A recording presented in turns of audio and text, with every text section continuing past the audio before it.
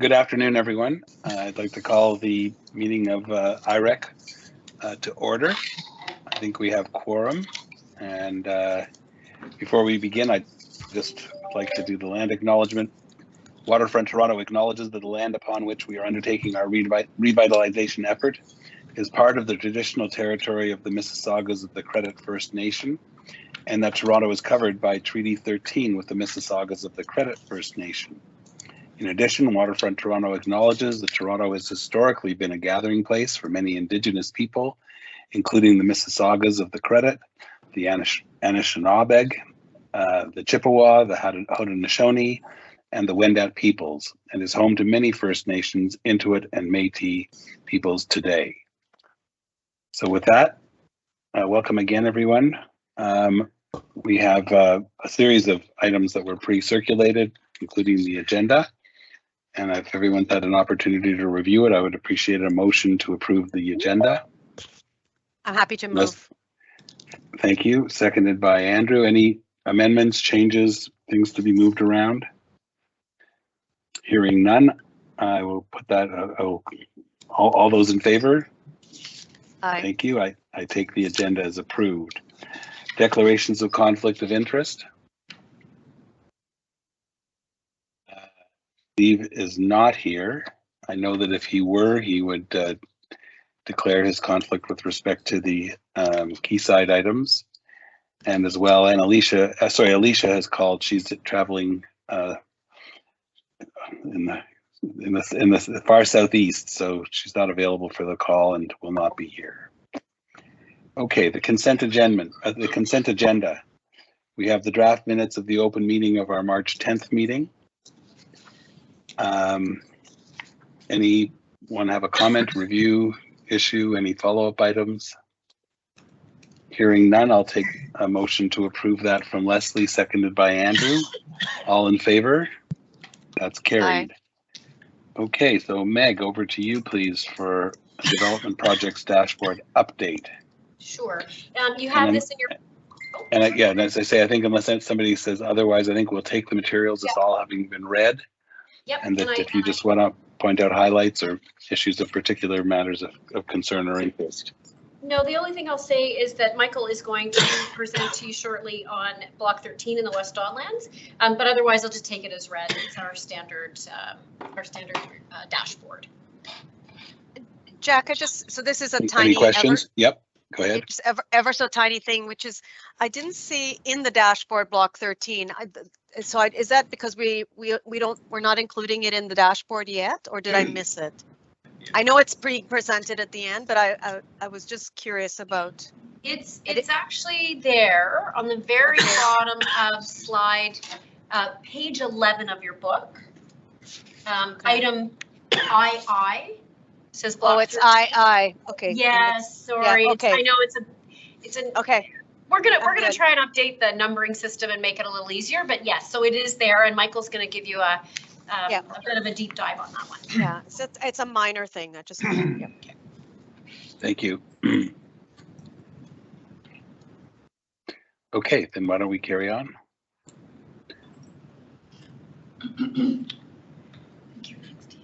In the ESG? Sure, George, Jack, I'll just speak very briefly.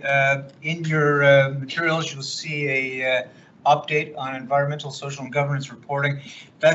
We presented a similar document, or identical document, to Farm last week, and it'll be presented at HR next week. It's simply to show you the prominence, that increased prominence we're giving to ESG reporting. It outlines the areas which we've specifically identified and which committee is responsible for those areas. Thank you. So these are pages 14 and 15 of the book? Correct. Thank you very much. And 16. Okay. Thank you very much. Any questions on that, Leslie or Andrew?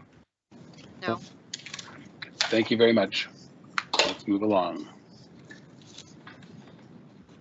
George, lease update? Yeah, on the lease update, Avison Young has been working with our senior management team and with staff to look at appropriate space and new configurations to modernize our space. We have narrowed it down to our existing site and one other site along the waterfront at the Innovation Center. And there's a current survey going out to staff, so we were hoping that we might be able to narrow it down in time for a report back at this point.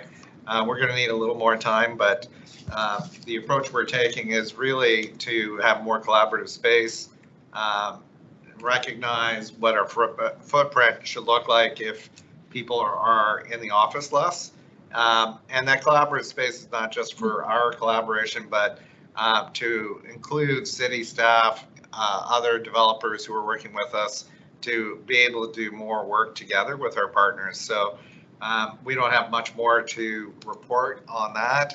We hopefully will be able to report back shortly with regards to what we're looking at in terms of final decisions. When do we need to make a decision? It's not till, I think Rose isn't here, but I think we still have a little bit of time. We want to try to give ourselves a year. The lease is up next year. I see. Okay. So in the next coming months. Okay, sorry, I just had one question, actually, if I could just flip back a sec. Did we close yesterday on Parliament Slip? Did that deal complete? Yes, and Catherine's here, and Catherine was going to make a big drum roll for you. Oh, well, I thought we just passed it. It was on the it was on the project dashboard. It's coming up. It's coming up in the key the side, update. but Oh, okay. I thought it was a public. I thought it would be public, but okay. kudos to Catherine getting it over the Yeah. goal line. Well, you're right, it is public, the deed is registered publicly, so there's, it's, anyone searching can see that it closed, but just as a note, it was a really unique transaction, severing a water lot, going to the Committee of Adjustment on an unzoned piece of land. All the hoops that we had to jump through and the support that we had of city staff, especially Planning and Waterfront Secretariat, were really key. And our external lawyers in Ports Toronto were very helpful. And there were a lot of hands that helped move this one over the line. So I mean, even for seasoned lawyers, this was something brand new, and that's always really exciting to be part of. Well, congratulations and well done. Any questions or comments? Leslie, you got your hand Jack, up? yeah, it's about not about the Parliament Slip. It's about just a question, George. In the two options that you're looking at, have you decided whether you need more space, less square footage, or the same amount? It won't be more. It may be. It will likely be less, although I'm not until we finish the survey and have all the input. It'll be more collaborative and more better used space. For example, we're going to be altering our boardrooms to be, some are too small, some are too big. We're going to adjust that one way or the other, whether we stay or go. But much more conducive to actually collaboration and recognizing collaboration space has to be supported with regards to not disturbing everybody else at the same time. So I would say smaller space, but not dramatically smaller. So in the case of if you do end up staying where you are at 20 Bay, it would be a reduced footprint, possibly? Yeah. Okay, all right. And that's possible. Yeah. Okay, thank you. That's all I needed to understand. Thank you. Very good. All right. So I'm sorry if I skipped that, if I didn't close that item off, Leslie. Okay. Thank you. And thank you again, Christina, for the update. If then I can turn it over to Michael, please, for the Block 13 overview. Yeah, I'm just going to give you a quick intro. A lot of you probably haven't met Michael. He's our Senior Development Manager in the Development Department, and he looks after quite a number of projects, and in particular this one on Block 13, and he'll give you some information on that. But what I wanted to say is a lot of the board members have not been, we're not here at Waterfront Toronto while we were heavily engaged on West Don Lands. So we had been working on West Don Lands since I started in 2007 with our River City project and the TCH project. And we did all the zoning and the subdivision work and built Cherry Street and Front Street and Bayview, et cetera. And then we worked very closely with IO on the Pan Am Athletes Village, where we became partners with Dundee Kilmer, and Michael will give you a little more detail on that. But I think at some point down the road, it would be great to take board members on a tour of the West Don Lands to see the public art and the public realm and all the work that we did do in West Don Lands, because it's a project we don't talk about too much. Anyway, I'll pass it over to Michael to take you through the presentation. Sounds good. I think I'm just gonna join on here because I realize I'm probably a tiny speck on the screen there, so I'm just gonna do it this way. Great, okay.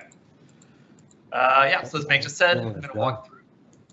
Oh, I'm just gonna walk through brief overview of Block 13, which is in the West Don Lands. So as you can see from this image, it's the block outlined in pink. It's just west of Corktown Common, and then bordered by Bayview and Tannery on the east and west, and Front and Mill on the north and south. This image is a little out of date. The West Don Lands is a little more built up now than what's on here. I think particularly Block 10, which I previously presented on, is now as the AHT Indigenous Health Hub, and just to the east of the 504 Cherry line on the map, that's now underground, under construction, and several other blocks are a little more developed than what they appear on this image too. Next slide. Just some additional context. What this shows is pretty much all of the buildings that have been built or are planned in both the distillery and the West Don Lands.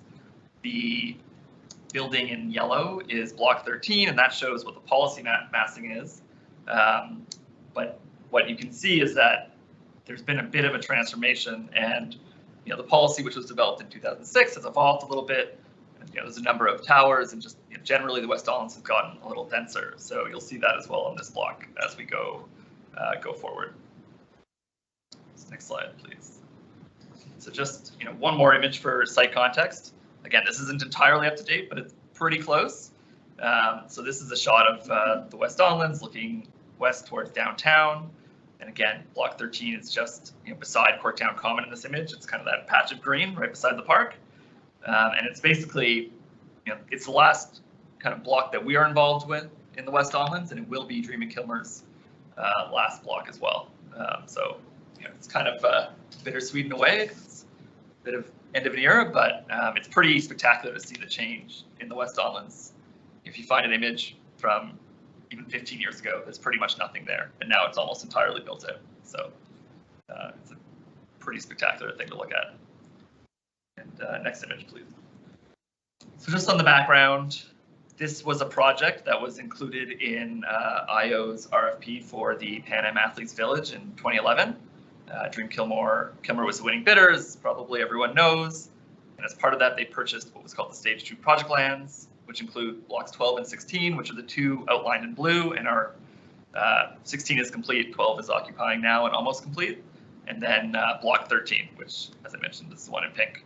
So we signed a development agreement with Dream and Kilmer in 2011 for all three of these blocks.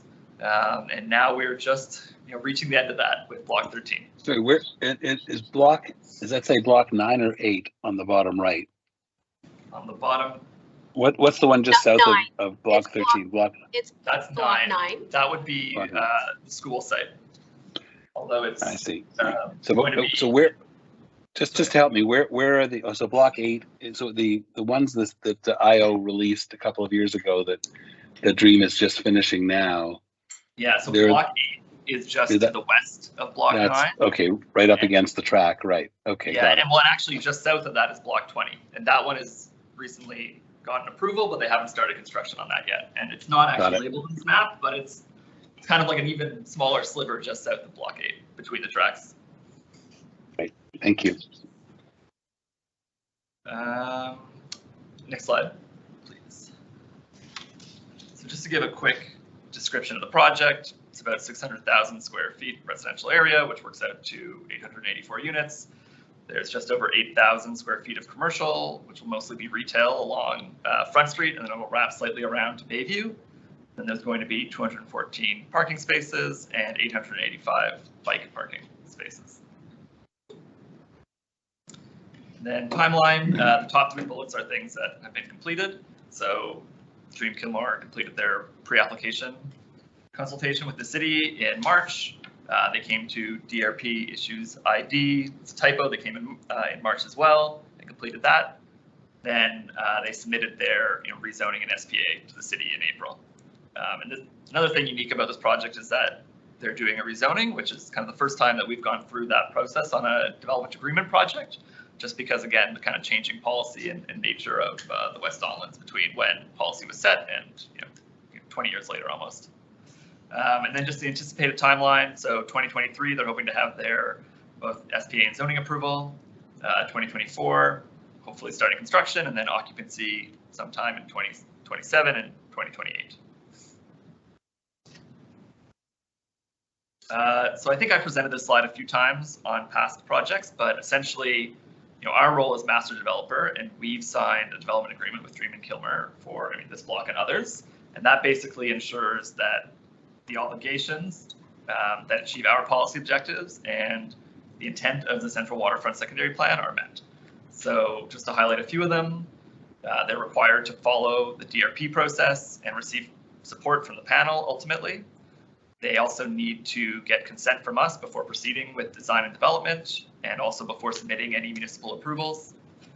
They have to participate in our Waterfront Toronto Employment Initiative. They must incorporate the green building requirements included in the DA into the building. And finally, that they need to adopt our Intelligent Community Initiative, which includes ultra high-speed broadband, neighborhood Wi-Fi, and our digital inclusion program, all of which is delivered by Beanfield. So this was something that they presented to the design review panel. Just to give a little bit of kind of background, the policy massing is on the left, and then they presented kind of two options for their proposed massing. One with, the big difference being the tower location, which was kind of a new feature. So the tower in option 1 is on the east, and then option 2 is on the west. And they kind of walked through a number of reasons why they thought option 2 was better. And ultimately, the design review panel mostly concurred with that assessment as well. Next slide, please. And then just a couple of renderings of the project. So this is looking southwest from Bayview, and you can kind of see the tower peeking out over the top there. Incorporates a number of kind of color elements and kind of interesting balcony design, and they've taken a bunch of inspiration from kind of the history of the Canary District and the Canary as a theme. And then you can also see the retail there along Front Street, and then it curves slightly onto Bayview. Next slide, please. And then again, this is sort of a close-up of the ground floor along Bayview. So again, you see the retail, which transitions into townhouses, which continue south towards the end of the block. And just to end on a few kind of principles and feedback from the DRP. So what they tried to do with this massing was, maintain a number of principles. So those were that it would contribute to enhance public realm and would reinforce Front Street as the heart of the community. It would reinforce kind of the mid-rise scale along street frontages like Front and Corktown Common, but then locate the tall building element in the tower, where they've kind of framed it as an emerging tall building corridor. That they would minimize any shadow impact on the park.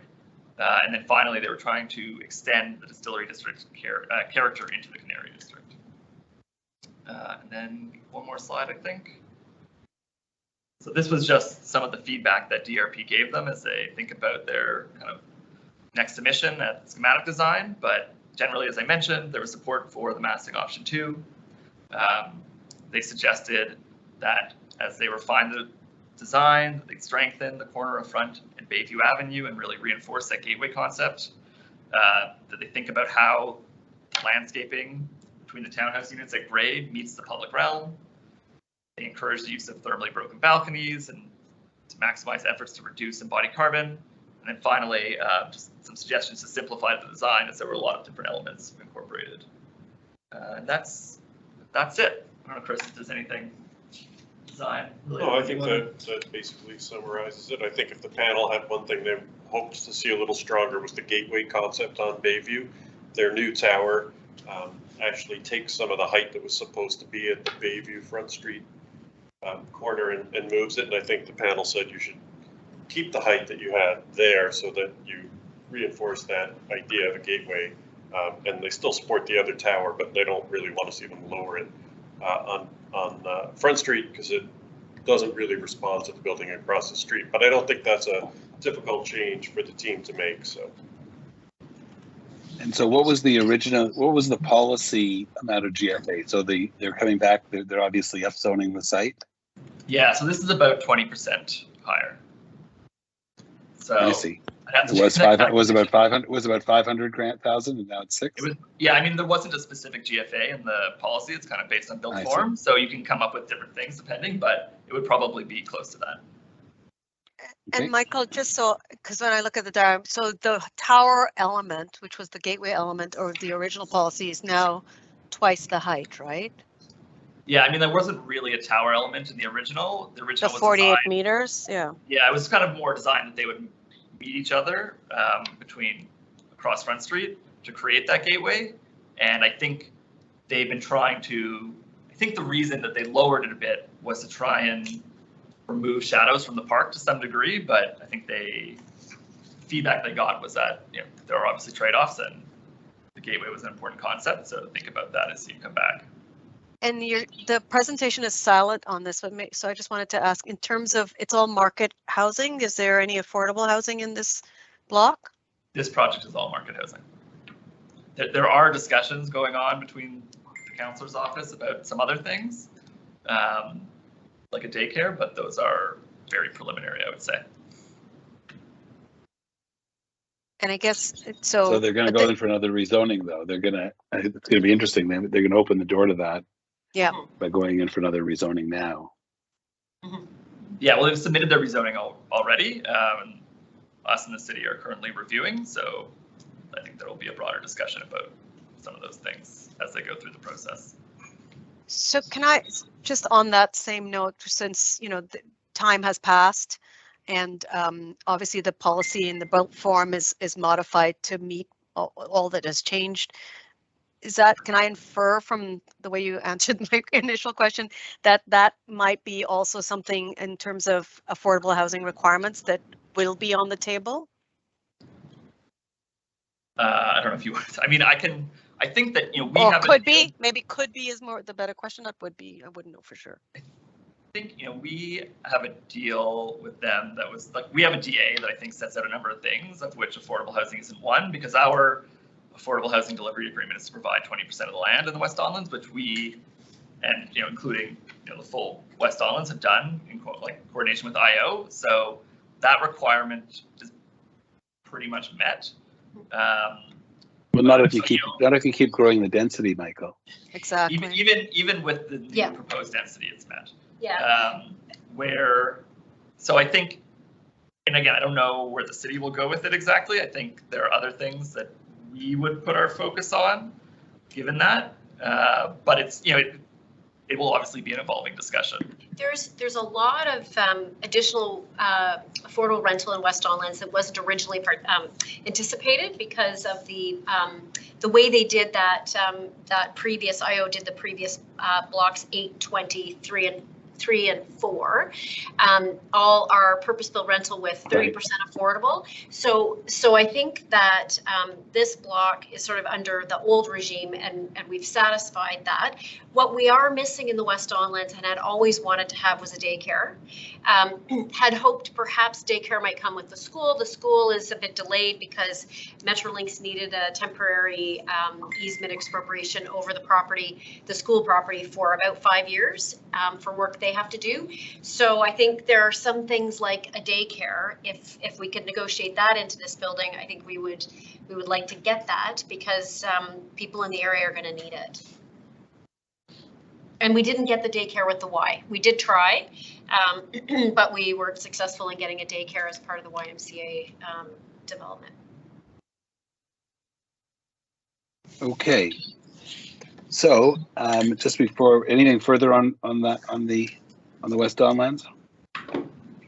So just before we go to in camera, did Steve join us? I did not believe so. No, he didn't, Jack. Okay, so otherwise I was just going to make sure he declared his interest and we identified that Okay, so then could I have a motion, please, to go into closed session? Andrew and Leslie, thank you. I say that's carried, and if there's nothing else to deal with, I'd like to go into closed session. If you'd please stop the recording, Charmaine. Thank you, Charmaine. So we're back in public session. So the only remaining business is to move the approval of the IREC minutes from the closed session held on March the 10th, 2022. Moved by Andrew, seconded by Leslie. Thank you very much. All those in favor say aye. Aye. Aye. That has passed. And that concludes the business for today. So I will, unless anybody has anything else to do or say, now's your time. I'm going to terminate the meeting. Thank you, Jack. Thanks, Jack. Thank you all. Everyone.